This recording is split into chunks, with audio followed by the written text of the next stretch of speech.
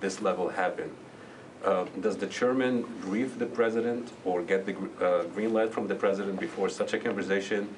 Does he brief the president on the conversation, and does he get the green light from the Secretary of Defense or brief him after the conversation? Yeah, it depends. I know that's not a great answer, but it's a true answer. I mean, we expect a chairman of the Joint Chiefs of Staff to coordinate and communicate with his counterparts. And some of those conversations are about very specific issues that have very, very high level interest, and there might even be a request made by the chairman to make a call. Sometimes the secretary could ask him to do that, or even representatives on the National Security Council could say, hey, wouldn't it, we think it would be helpful if you reached out to your counterpart and relayed the following message. Sometimes the chairman will, he'll be the one that come up with the idea, like, hey, I think I need to get on the phone with General or Admiral so-and-so and have a talk about this. But typically, regardless of the impetus for that kind of a call, it is read out. It is staffed. It's appropriately coordinated, and the chairman or the chairman's office will offer a readout of it up the chain of command so that everybody understands it. And then oftentimes, and you've seen this yourself, I mean, the chairman's public affairs office will release a public readout, not unlike the ones we do when the secretary makes calls. I mean, these are important communications. I mean, they don't just pick up the phone to talk about sports. They talk to iron out issues, and so it's important that the interagency have a sense of how that went, and that's very typical. So the chairman usually coordinates with the White House prior to the conversation, especially if it's about certain topics. In a typical call, particularly with a nation like China, that would be a fully coordinated conversation, and there would be the sharing of information after the fact. So the White House, basically, and President Trump back then, former President Trump, would actually know about the conversation before taking place and would know what happened in the conversation. So for him to say if the allegations made in the book by Woodward and Costa were true, then the chairman should be put on trial for treason. Oh, my goodness. These are not my words. These are look, I can't speak to processes before this administration took office. I just can't. As much as I know you'd like me to, I just can't do that. What I'm telling you is typically that when the chairman or the secretary, they interact with their counterparts, it's a function of the job. They have to do that. That these conversations are properly coordinated. That's the way it goes. Now, is every single interaction written down and sent in a memo? Probably not. But ones that are of consequence, and they almost all are, they are fully coordinated. I can't speak to processes, previous to January 20th of this year. I can just tell you that how we're approaching the issue in this administration. Thank you. Let me get to the phones. I haven't done that yet. Jeff Shogel. Thank you. I know the Biden administration aspires to be as transparent as possible. In that spirit, would it be possible to get a transcript of General Milley's October 30th conversation with his Chinese counterpart, especially noting that the previous administration released a transcript of President Trump's conversation with President Zelensky? So I'm hoping that this administration can be just as transparent. Jeff, I'm certainly not going to sign us up to releasing transcripts of conversations that occurred before we took office, and I can't do that. I'd refer you to the chairman's office if you want more context on that, but we're not in a position to do that. Abraham. Yeah, thanks, John. I wondered if I could talk about the bilateral relationship with Australia. That's right, a couple questions. Could you talk about, given the Chinese aggression in the region, why Australia is so strategically important a partnership? And also, can you address a little bit the evolution of the partnership, the training and fighting together with Australia? It's been a long history that we've had with Australia. I think you know that. There's a whole corridor here in the Pentagon dedicated to our relationship with Australia and with New Zealand as well. They're a key ally and partner in the Indo-Pacific region. They have, in the past, they've hosted rotational deployments of U.S. troops, Marines specifically, and of course, we operate routinely with their military in the region and elsewhere all around the world. It's an exceptionally close relationship, and the Secretary is committed to, as he made clear today, with Minister Dutton, to improving and strengthening that relationship going forward. But is China now prompting a strengthening and evolving of that relationship because of their aggression? I think without question, Abraham, that the kinds of aggressive activities that we're seeing out of China and the Indo-Pacific region is causing all of us, the international community, not just the United States, to make sure that we're focused appropriately on that behavior and on making sure, as I mentioned in my opening statement, that we are all not only committed but helping to further what we call a free and open Indo-Pacific. Thanks, John. Jim. Let's jump on that a little bit. This morning, Defense Minister Dutton said that the situation in the Indo-Pacific was deteriorating. Does the U.S. DoD agree with that? We certainly share the concerns that the minister has about, again, about the aggressive behavior, the coercive and intimidating activities that the Chinese are making throughout the region, not just militarily, but diplomatically and economically as well. And it's got everybody concerned. And that's why the Secretary has said that he considers the #1 pacing challenge for this department to be the PRC. And we're going to stay laser focused on that. And our relationship with Australia, to Abraham's question, is a key part of our ability to continue to maintain that focus and to make sure that we and our allies and partners are properly postured to be able to push back appropriately and to help ensure a free and open Indo-Pacific. Let me get back on the phones here. Idris, Reuters. Hey, John, moving away from Australia and just following up on Courtney's question, does the Secretary believe the chairman has the authority to warn adversaries before a military attack without specifically being told by civilian leaders? Again, I'm not going to engage in specific hypotheticals here, Idris. I just don't see this as a useful exercise, and it's a bit of a roundabout way of trying to get me to speak to again an unconfirmed report in a book, and I'm just not able to do that. What the Secretary expects, and what he has seen from Chairman Milley in the 8 months that he's been in office, is that the chairman will maintain healthy relationships to the degree that he can with his counterparts around the world, and that those relationships will be in keeping with our policies, the policies of this administration. And he expects that the chairman knows how to manage those relationships and to have those communications, and that he'll be transparent about it with the Secretary, and he has been. Can I ask a follow-up? Sure.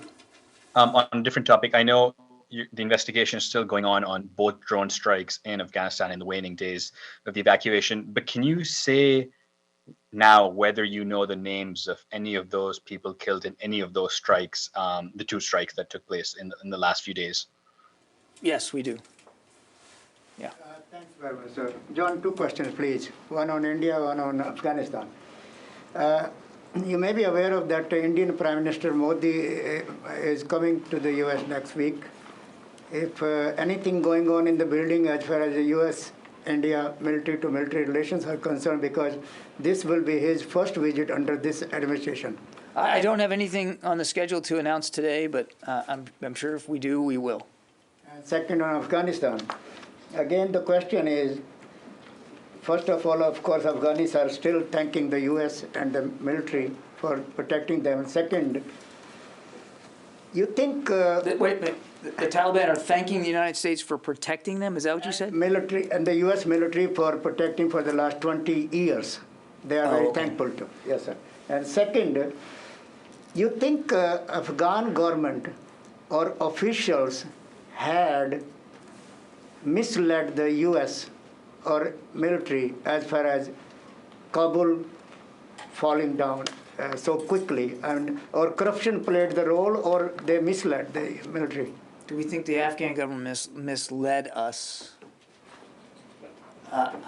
What I would say is that certainly nobody predicted the fall of the government in as quick a fashion as it happened. And the same could be said, I would say, for the manner in which Afghan forces did not fight longer and harder to defend their nation. Nobody predicted that rapid fall, and that rapid fall precipitated a series of events, obviously, that we've all been witness to over the last month or so. There'll be a time to dissect the specifics of this, and I know we will. But again, it all transpired in a lot more quick fashion than we had predicted. Thanks, sir. Yeah, David. Everybody keeps saying there's going to be a lessons learned and after action. Has any formal inquiry, review, anything formal begun? I mean, who's doing this? I don't know what you want to hear by way of formal, but the secretary and the chairman have asked department leaders to take a look at the last month or so and to gather lessons learned, and they are doing that. So whether it's a formal investigation or something like that, a 90-day due date on a report? I don't know of a or anything specific due date, and there wasn't a formal written tasking. It's just kind of the DNA here at the department that we're going to, as we always do, and you heard the secretary speak to this himself, we always do this, take a look at doing after action. And you don't have to sign that out with a memo. You don't have to issue a deadline. It's just normal practice, and that kind of thinking is going on right now. Well, there's a difference between after-action reviews and things that appear in, staff command college magazines 6 years later. That's not what we're talking about. I mean, there are the department is taking a look right now at how things went over the last month during the evacuation, and I'm sure we'll learn some things. I also think, but Expect to see that? I don't know, David. I can't commit to some sort of public report about this. But what I can tell you is that we'll certainly be as transparent as we can about what we learn. And I understand the nature of the question, which is the way we look at it too. It's like, what could have gone better? What things need to be or could have been improved? And certainly, no institution is more used to looking at itself in that vein than the Department of Defense. But I also think it's important in it that it doesn't get lost that 124,000 people were taken out safely. No airplanes broke, and we were able to move an amazing amount of people out of harm's way in a very short period of time, something like 17 days. And yes, it was the largest airlift in U.S. military history, and that shouldn't get lost either. So when we talk about after action, I hope that we're all talking about an after action that is comprehensive and looks at the incredible efforts that were done in the air and on the ground at the airport. A lot of bravery, a lot of courage, a lot of structure and organization on that field that went to accomplishing that feat. Karun Demarjan, Washington Post. Hi, yes, thank you for taking the question. So yesterday, General Miller was on the Hill and apparently told the Senate Armed Services Committee that he disagreed with the full drawdown in Afghanistan and communicated that to his direct superiors. But there's some question about whether that message was then communicated to the president and when all of that conversation took place. Can you shed any more light on him having told his direct superiors, excuse me, I skipped over the main part, that he was opposed to the full drawdown of military forces in Afghanistan? I won't speak to General Miller's views, certainly not views that he may or may not have expressed in a closed session with members of Congress. That's really for General Miller to speak to. What I can tell you is that military views, military advice, that includes from the Secretary of Defense as well as the chairman and other military leaders, those views were heard in what was although on an accelerated time frame, because again, when we took office, we had a May 1 deadline looming in front of us. But what was, with the exception of moving at an accelerated pace, a very normal national security decision-making process where the deputies of agencies got together on a routine basis. The principals of agencies got together on a routine basis and reiterated and talked this stuff through, and where the president was given advice and counsel, not just from this building, but from other agencies across the government to help him formulate what ended up being his opinion and his decision. A very normal process was had. Yeah. John, on a procedure question, what are the legal implications of a military leader or a commander refusing to execute the president's command of a strike or halting the command of a president about a strike? The president's the commander-in-chief, and all lawful orders by the commander-in-chief need to be obeyed. And if somebody refuses it or halt it, or let's say telegraph it to the one who is going to be striked, then what's the result? I think, it's going to depend on the situation. You have an obligation when you join the military to obey all lawful orders. You don't have an obligation to obey unlawful orders. And I'm not going to speculate about, I think what you're trying to get at is the anecdote in the book. And again, I'm just not going to go there. But lawful orders by the commander-in-chief have to be obeyed. Are they unlawful orders by the commander-in-chief in any fashion? There can be unlawful orders issued by anyone in the chain of command. Okay, and then the other question on Syria, I have another. There are reports coming out of Syria saying that the U.S. has asked or it is trying to recruit only Arab force in Hasaka, in northeastern Syria, to take the security control of the entire province of Hasaka. Are you aware of that? The coalition? I've not seen that report. I can't speak to that. Janie? Thank you, John. On the North Korean ballistic missile launches, did the United States detect North Korean ballistic missile launches in advance this time? I won't speak to intelligence assessments or our monitoring capabilities. And how is the United States missile defense system responding to North Koreans' ballistic missile defense? It's not about responding to a particular launch. It's about making sure that our missile defense system, wherever it's deployed, is effective and capable. And we routinely test and experiment and try to improve that system on a daily basis. And because the threat is real, and it doesn't just come from one place in the world, so we've got to be ready for all missile defense capabilities. Well, does the United States underestimate North Korea's missile launches because there is no direct threat to the United States? No. In the back there. Thanks, John. Could we just talk about this weekend? As you know, there's a protest coming up. I was just wondering at this point if you had an update on whether there's been any kind of request for the D.C. National Guard, from whom, and if so, what the expectation of what they would be doing will be. I can answer part of your question, Alex. We have received a request from Capitol Police for some assistance for this weekend's protests, scheduled protests.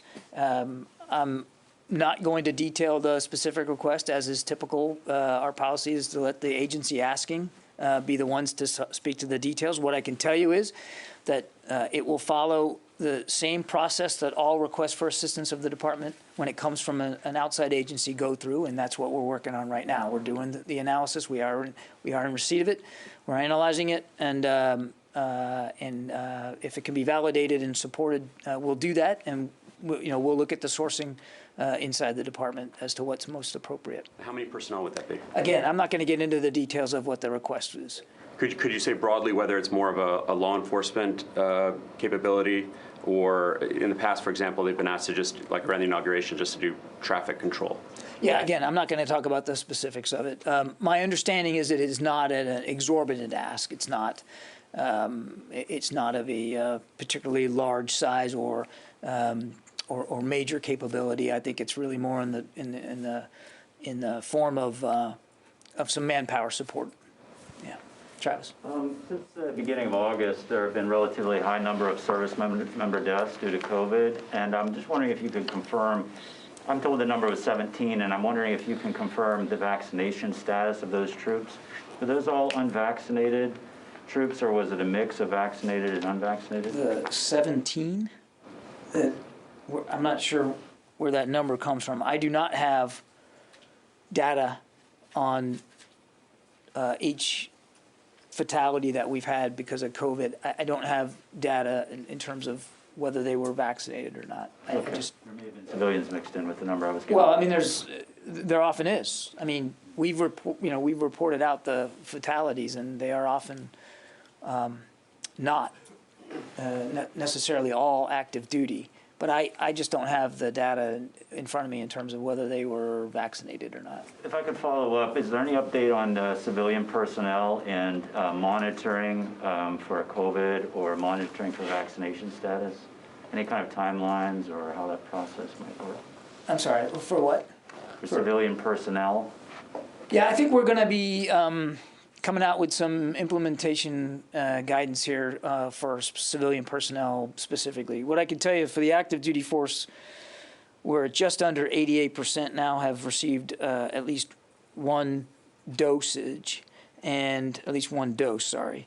And since the vaccine mandate, the rates have increased.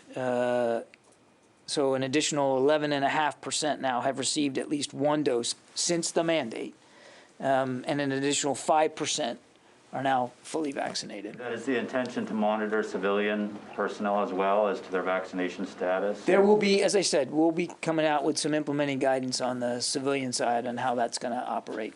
Yeah, Mike? Yeah, John. If the chairman is willing to go around one president he disagrees with, is there a concern in this administration that he might repeat it if he ever has an issue with President Biden? I mean, so what I'm asking is there a trust? What's the trust factor specifically with the chairman and the secretary, since they have such a close relationship by statute, as well as with the president? And a long history together. The secretary has complete and utter trust and confidence in General Milley and in his role as chairman of the Joint Chiefs of Staff. Megan. It is mid-September. Does the secretary have any plans to ask the president to add the Moderna and Johnson & Johnson vaccines to the mandatory list? I don't have an update for you on that today. Okay. One more question on Australia, John. So the Financial Review in Australia is reporting that the Australian government is looking to receive nuclear-powered submarines in partnership with the U.S. and the UK. Can you confirm whether this is being discussed, and whether a move toward basically giving Australia such a technology kind of undermine China's security and add to the existing tension in the region? I've seen the press reports. I can't confirm the specifics of those. I think you'll see those. There's an announcement coming later today, and I think we should just wait for that. Ariel? I want to follow up on North Korea. Do you have any update on the report about North Korea's cruise launch missiles over the weekend? Can you confirm the report now? This is back to the cruise missile launches. I don't have additional information on that. The reports of a cruise missile launch, is that what you're talking about? Yeah. I don't have any updates for you on that. So you can't confirm anything? That is right. Okay. I cannot confirm the reports. I'm wondering why it takes longer to assess the missile launch over the weekend than the missile launch late last night. Yeah, look, again, without getting into how intelligence is analyzed and collected, there's a big difference between missiles that follow a ballistic trajectory and cruise missiles, just in terms of the way they operate. Therese. Yes. Is there any update on the cases of measles among Afghans here in the U.S., as well as those that are waiting to travel to the U.S.? Is there any update on that? No, nothing really to update. Again, flights have been paused for those 7 additional days, and that started Monday. So we're still in a pause of flights. The individuals who were diagnosed with it continue to be housed separately in accordance with CDC guidelines. And as I said, all arriving Afghans are currently required to be vaccinated for measles as a condition of their humanitarian parole. And critical immunizations like MMR are being administered for Afghans at safe havens on military bases in the United States, and we're soon going to be vaccinating them for measles overseas. But I don't have any updates to give you. Let me go back to the phones here. Tara Kopp. Hi, John. Thank you for doing this. I have a couple of follow-ups. On David's question on the after-action reviews, will there be a similar AAR performed on the hours and minutes before the August 26th attack that killed 13 service members? There typically is an official formal investigation when a service member dies. And then secondly, separate on the drone strike, I followed up after our Monday press briefing with CENTCOM to try and get additional details on what type of investigation would be launched into that drone strike. And CENTCOM provided no additional details, not who's leading it, not what type of investigation, not any sort of deadline. So can you confirm for us there is actually a formal investigation in place and what it will result in? Thanks. Yeah. So on your first question, you're right. Because there were deaths, there has to be an investigation, and that is being done on the Abbey Gate attack. As for the airstrike on the 29th, CENTCOM has initiated a 15-6 investigation into that airstrike, as well as a civilian casualty assessment report, which is also required. They will take into account all the available intelligence reporting. They'll take into account video footage, subject matter expert analysis, interviews, and quite frankly, they'll also factor in subsequent media reporting. But there's a 15-6 investigation being done, as well as a civilian casualty assessment report. John, one more question, please. Go ahead. Yeah, thank you. Does the North Korean ballistic missile launch violate UN Security Council resolution? It's different with the cruise missiles. Yeah, I mean, a ballistic missile launch by the DPRK would violate numerous UN Security Council resolutions. Cruise missiles do not. Yeah, John, did the 7-day pause have any impact on the 10-day period in Germany when the people were allowed to stay before they have to be sent off? Did they adjust that number and say, we're going to waive that for this amount of time? My understanding is that UCOM is working with German authorities to kind of work their way through that. I won't speak for Germany. My understanding is that their desire, their policy is still 10 days. Right. But we have kept our German allies completely informed about what's going on here with measles and the precautions that we're trying to take. We've been very transparent with them, and I think they're working through that right now. Okay. Alex? There are around 60 aircraft, helicopters, and planes, we understand, from the Afghan Air Force that are in Tajikistan and Uzbekistan, and we've done some reporting on this in terms of the personnel. Do you have any updates on the Afghan Air Force personnel who are in Tajikistan, and what will happen, do you think, to these aircraft? I don't have any updates for the pilots, air crew, and I think some families that might be in Tajikistan. That's a better question put to my State Department colleague. As to the aircraft, as I said the other day, we have numerous options available to explore with respect to the disposition of those aircraft, and we haven't made any final decisions. That we're working our way through what those options are right now. Jennifer from the New York Times.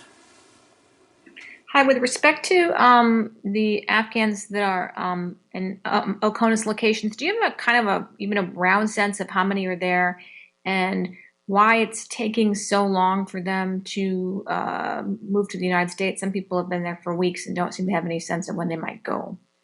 So we've got, I had broken down by country, but I don't think I have a total.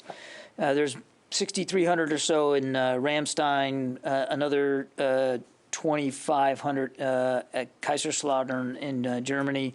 And then there's the next location with the biggest population is in Abu Dhabi with about 2,500 there. And then between Rota and Naval Air Station Sigonella, there's much smaller numbers. So that's about what we've got Oconus.